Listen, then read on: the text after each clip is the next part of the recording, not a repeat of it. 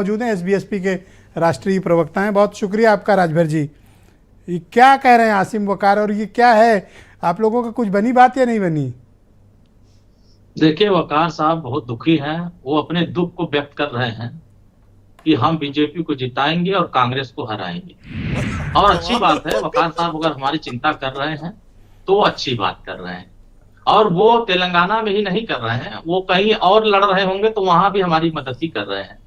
तो इसमें बहुत ज्यादा चिंता करने की उनको जरूरत नहीं है। चिंता तो वो कर रहे हैं आपके चैनल पर बैठ करके, जो दावा करते हैं कि पत्थर की तरह, चट्टान की तरह हम एक हैं, और यही चैनल पर ही छेनी हथौड़ी लेकर के एक दूसरे को काट रहे हैं और एक दूसरे को किराए पर उठा रहे हैं कि आओ मेरे साथ, मेरे पास कोई नहीं बचा है। और वही लोग लड़ने की बात करते हैं कि एनडीए को हराएं।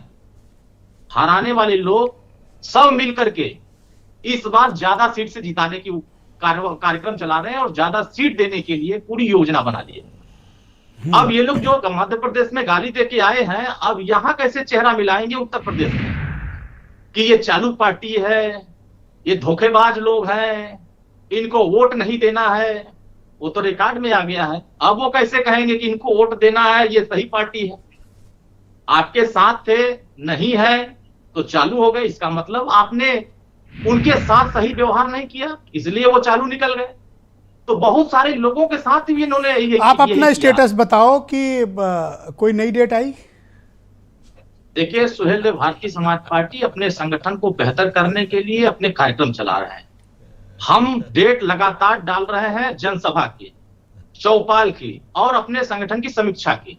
और लगातार हमारे नेता माननीय ओम प्रकाश राजभर जी कल भदोही में थे, चंदौली में थे, बनारस में 3 जिलों का दौरा किया। ओके, अगला मेरा सवाल है कि आपकी पार्टी के अध्यक्ष ओम प्रकाश राजभर का आज स्टेटमेंट आया कि अगर एनडीए ब्रजेश सिंह को टिकट देती है तो वो छड़ी पर लड़ाने को तैयार हैं गाजीपुर से, जहां आपके लिए टिकट की बात चल रही थी कि अरुण राजभर लड़ सकते हैं। वहां ये बताया जा रहा है कि आप ब्रजेश सिंह को लड़ाएंगे, और ऐसा क्लेम आपके फादर और पार्टी के अध्यक्ष कर रहे हैं। नहीं नहीं, बिल्कुल उन्होंने क्लेम नहीं किया। मैं तो मान के चल रहा था कि आपकी सीट है, वो आप लड़ोगे और आपके फादर किसी और को दे रहे हैं।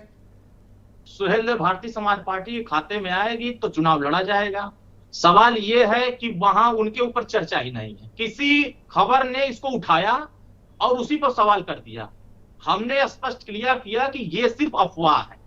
उनके नाम पर आपके फादर और पार्टी के अध्यक्ष का प्रॉपर वीडियो स्टेटमेंट है, बिल्कुल है, आज ही का बयान है। कभी ये नहीं, हाँ बिल्कुल कहा है। वो जो सवाल पूछा है उनके बयान पर उन्होंने सवाल का जवाब दिया है, न कि वो पार्टी का सवाल जवाब था। उन्होंने जो पूछा गया कि क्या इनके ऊपर चर्चा हो रही है, अगर हमारा एनडीए घटक दल है, हम एनडीए के शीर्ष नेतृत्व अगर उनके ऊपर विचार करेंगे तो हमारी पार्टी उस पर अपने कार्यकर्ताओं के बीच में सहमति बना करके उन पर राय लेगी। राय के हिसाब से जो तय होगा उसके आगे बताया जाएगा। लेकिन अभी इस प्रकार की कोई चर्चा नहीं है, कहीं से उनको चुनाव लड़ाने की हमारी पार्टी में चर्चा नहीं है। क्या आप गाजीपुर से अपनी दावेदारी को आपकी पार्टी या आप लोग वापस ले रहे हैं? सुहेल देव भारतीय समाज पार्टी एनडीए की हिस्सा है और एनडीए के सहयोगी दल के नाम पर अगर हमारे खाते में जो भी सीट आती है उसमें हमारी पार्टी तय करेगी कि हमारा प्रत्याशी कौन होगा, और हमारा प्रत्याशी जो होगा वो हमारे संगठन का पदाधिकारी होगा। ओके, ब्रजेश सिंह नहीं होंगे छड़ी से? नहीं, अगर एनडीए की सहमति होगी तो बिल्कुल हमको हमें कोई आपत्ति नहीं। अगर वहां से हरी झंडी मिलेगी तो मैं चुनाव लड़ा दूंगा। तो यही बात तो आपके फादर कह रहे हैं। कभी आप जेट पे पहुंच जाते हो, फिर ए पर आते हो, यही तो कह रहे हैं कि एनडीए हाँ करे तो हम छड़ी दे देंगे, लड़ लें।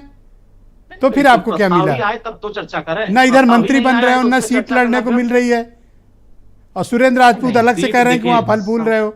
दुख होता है ना सुन के। अगर सुरेंद्र राजपूत जी को वहां सीट नहीं मिल रही है तो हमारे यहाँ आ जाए, हम लड़ा देंगे उनको। वो भी बेचारे संसद में पहुंच जाएंगे तो कुछ उनका भला हो जाएगा। भैया अपना जुगाड़ नहीं है, उनको लेके क्या करोगे? पहले अपना देख लो कि आप लड़ पाओगे। हमारा जुगाड़ तो एकदम फिट है।